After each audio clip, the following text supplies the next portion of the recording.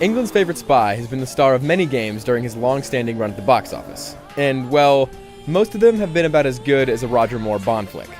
The game's title is a little bit of a misnomer, strangely enough. You would think that the plot follows the new Bond movie of the same name, but it actually has more to do with the events of Casino Royale. So yeah, you'll see events that lead up to the famous poker game and stuff like that.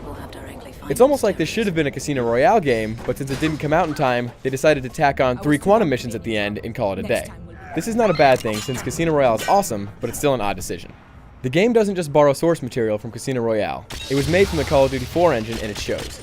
In fact, all the good stuff is somewhat lifted from COD 4. The grand scripted moments in the game definitely have that Call of Duty feel to it. Likewise, the graphics and frame rate are solid, with special attention paid to Daniel Craig's Bond model. Some of the presentation aspects, like the badly compressed cutscenes, could be a lot better.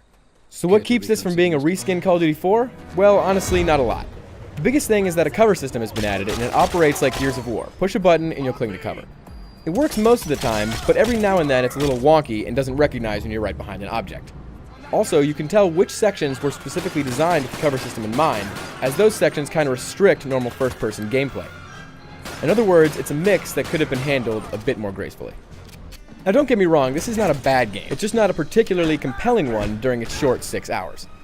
There are new mediocre hacking parts, and bits where you balance on poles, and there are a lot of exploding barrels that have no business being everywhere.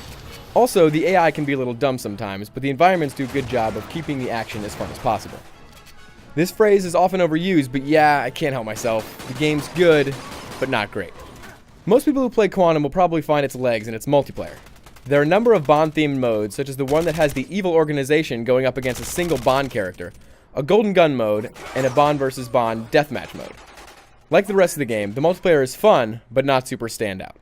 There's a cash system for unlocks, but nothing as deep as COD 4, which means no perks or leveling. It's like someone took COD 4, took out a bit of the speed and intensity of the gunplay, and added several mechanics that do nothing but hurt the game overall, and then threw in James Bond and the requisite bad guys. The cover system does add a little spice to the mix, but this is probably not the definitive successor to GoldenEye that some people are waiting for. It is, however, better than Roger Moore having a laser battle in space. For the full written review, log on to IGN.com.